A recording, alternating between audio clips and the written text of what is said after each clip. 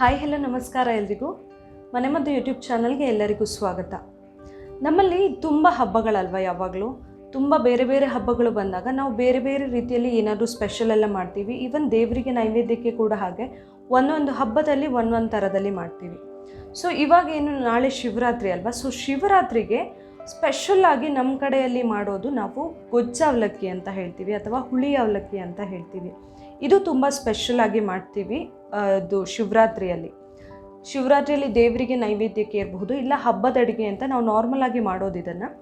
So ಅದನ್ನು normal ಬೇರೆ ದಿನದಲ್ಲೂ ಕೂಡ ಮಾಡ್ತಾರೆ, ಆದರೆ ಈ ಹಬ್ಬದಲ್ಲಂತೂ ಸ್ಪೆಷಲಾಗಿ ಅದು ಇರಲೇಬೇಕು ಅನ್ನೋ ಥರ ಮಾಡ್ತಾರೆ. ಸೊ ಇವತ್ತಿನ ವಿಡಿಯೋದಲ್ಲಿ ನಾನು ಶಿವರಾತ್ರಿಯ ಸ್ಪೆಷಲ್ ಗೊಜ್ಜಾವಲಕ್ಕಿ ಅಥವಾ ಹುಳಿ ಅವಲಕ್ಕಿ ಹೇಗೆ ಮಾಡೋದು ಅನ್ನೋದನ್ನು ಹೇಳ್ತೀನಿ. ತುಂಬ ಜನ ಬೇರೆ ಬೇರೆ ಥರದಲ್ಲಿ ಮಾಡಬಹುದು, ಬಟ್ ನಾನಿವತ್ತು ನನ್ನ ಸ್ಟೈಲಲ್ಲಿ ಅಥವಾ ನಮ್ಮ ಮನೆಯಲ್ಲಿ ನಾವು ಯಾವ ರೀತಿ ಮಾಡ್ತೀವಿ ಅದನ್ನು ಹೇಳ್ತಾ ಹೋಗ್ತೀನಿ. ಅದು ಹೇಗೆ ಮಾಡೋದು ಅಂತ ನೋಡಬೇಕಂತ ಹೇಳಿದರೆ ಈ ವಿಡಿಯೋನ ಪೂರ್ತಿ ನೋಡಿ. ಹಾಗೆ ನೀವು ಯಾರಾದರೂ ಇನ್ನು ನನ್ನ ಚಾನಲ್ನ ಸಬ್ಸ್ಕ್ರೈಬ್ ಮಾಡಿಲ್ಲ ಅಂದರೆ ಪ್ಲೀಸ್ ಸಬ್ಸ್ಕ್ರೈಬ್ ಮಾಡಿ, ಹಾಗೆ ಪಕ್ಕದಲ್ಲಿರುವ ಬೆಲ್ ಐಕಾನ್ನ ಕ್ಲಿಕ್ ಮಾಡಿ. ಈ ಸಾಂಪ್ರದಾಯಿಕವಾದ ಅವಲಕ್ಕಿ ಅಥವಾ ಗೊಜ್ಜಾವಲಕ್ಕಿ, ಹುಳಿ ಅವಲಕ್ಕಿ ಅಂತ ಕೂಡ ಕರೀತಾರೆ.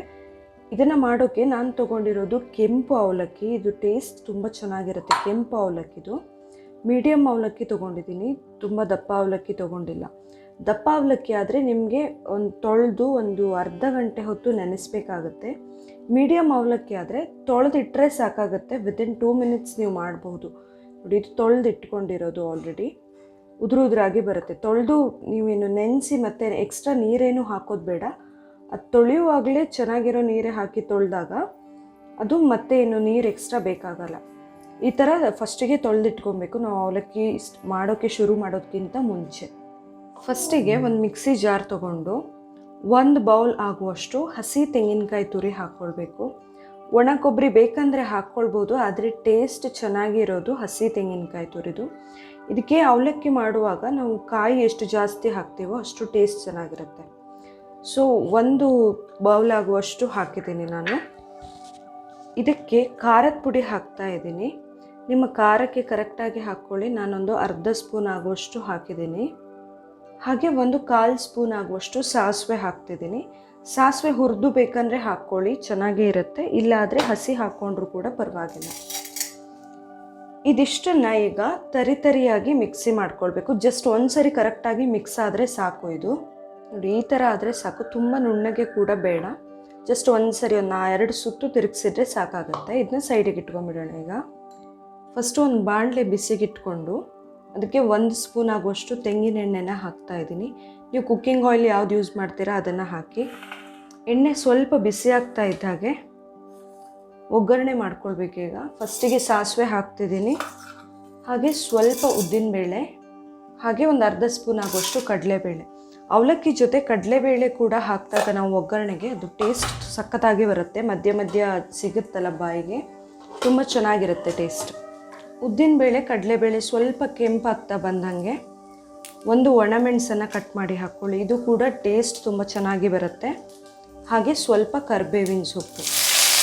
ಕರಿಬೇವು ನಾವು ಎಲ್ಲ ಅಡುಗೆಯಲ್ಲಿ ಯೂಸ್ ಮಾಡ್ತಾ ಇದ್ದ ಹಾಗೆ ಅದು ನಮಗೆ ದೇಹದ ಒಳಗೆ ಹೋಗಬೇಕು. ನಮ್ಮ ಕೂದಲಿಗೆ, ಚರ್ಮಕ್ಕೆ, ಕಣ್ಣಿಗೆ ಎಲ್ಲ ಕೂಡ ತುಂಬ ಒಳ್ಳೆಯದು. ಸೊ ಸಾಸಿವೆ ಸಿಡಿದಾಗ ಪಟ ಅಂತ ಸಿಡಿದಾದ್ಮೇಲೆ ನಾವು ಮಿಕ್ಸಿ ಮಾಡಿರೋದನ್ನ ಹಾಕಬೇಕು.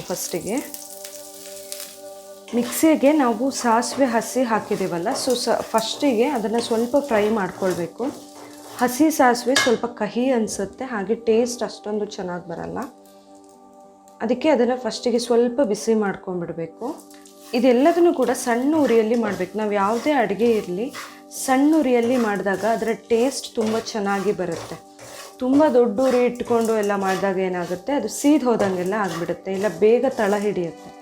ಸಣ್ಣ ಉರಿಯಲ್ಲಿ ಮಾಡ್ತಾ ಇದ್ದರೆ ತುಂಬ ನೀಟಾಗಿ ಎಲ್ಲ ಕಡೆ ಕರೆಕ್ಟಾಗಿ ಬಿಸಿ ಆಗುತ್ತೆ. ಸೊ ಇದೀಗ ಫುಲ್ ಒಂದು ಸಾರಿ ಬಿಸಿಯಾಗಿದೆ. ಇದಕ್ಕೆ ಮೇಯ್ನಾಗಿ ನಾವು ಏನು ಹುಳಿ ಅವಲಕ್ಕಿ ಅಥವಾ ಗೊಜ್ಜು ಅವಲಕ್ಕಿ ಹೇಳ್ತೀವಲ್ಲ, ಇದಕ್ಕೆ ನಾವು ಮೇಯ್ನಾಗಿ ಯೂಸ್ ಮಾಡೋದೇ ಹುಣಸೆ ಹಣ್ಣು. ಸೊ ಇದಕ್ಕೆ ಅರ್ಧ ಬೌಲ್ ಆಗುವಷ್ಟು ಹುಣಸೆ ಹಣ್ಣಿನ ರಸ ಹಾಕ್ತಾ ಇದ್ದೀನಿ. ನಾನು ಫಸ್ಟಿಗೆ ರಸ ತೆಗೆದಿಟ್ಕೊಂಡಿದ್ದೆ.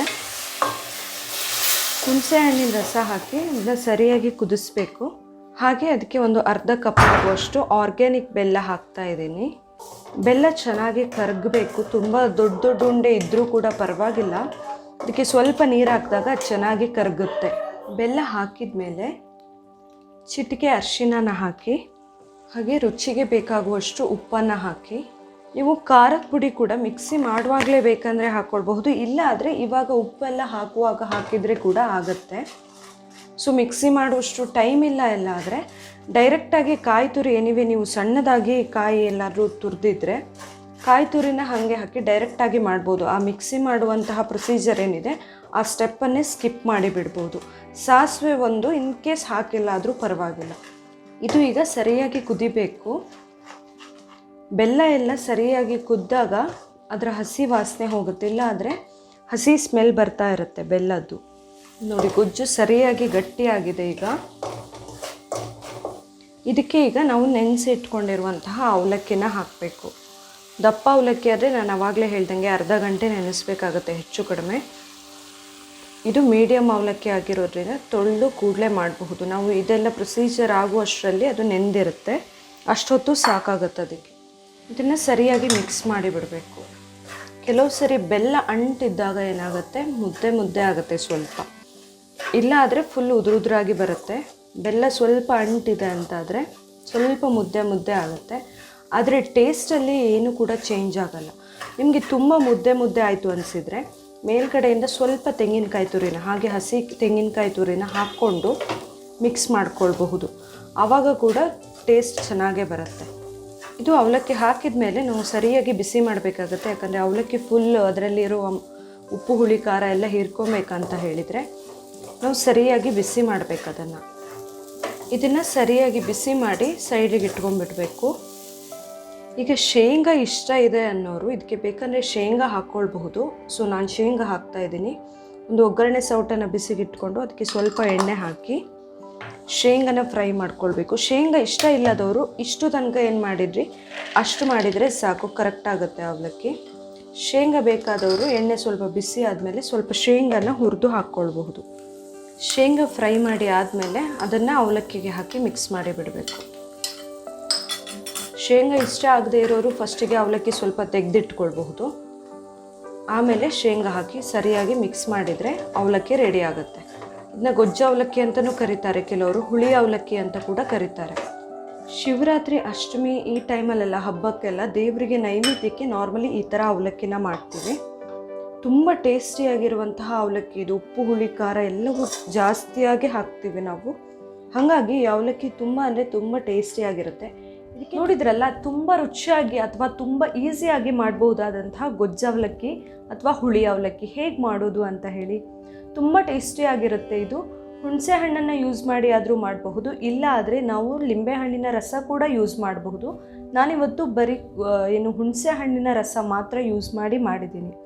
ಸೊ ಇವತ್ತಿನ ಈ ರೆಸಿಪಿ ನಿಮಗೆ ಇಷ್ಟ ಆಗಿದ್ದರೆ ಈ ವಿಡಿಯೋನ ಲೈಕ್ ಮಾಡಿ, ಶೇರ್ ಮಾಡಿ, ಹಾಗೆ ಏನೇ ಸಜೆಷನ್ಗಳಿದ್ರು ಕಮೆಂಟ್ ಮಾಡಿ, ಹಾಗೆ ನನ್ನ ಚಾನಲ್ನ ಪ್ಲೀಸ್ ಸಬ್ಸ್ಕ್ರೈಬ್ ಮಾಡಿ. ಇದೇ ರೀತಿ ನನ್ನ ಎಲ್ಲ ವಿಡಿಯೋಗಳನ್ನು ನೋಡಿ ಸಪೋರ್ಟ್ ಮಾಡಿ. ನಾಳೆ ಇದೇ ರೀತಿಯ ಇನ್ನೊಂದು ಹೊಸ ಥರದ ವಿಡಿಯೋದೊಂದಿಗೆ ಬರ್ತೀನಿ. Thank you.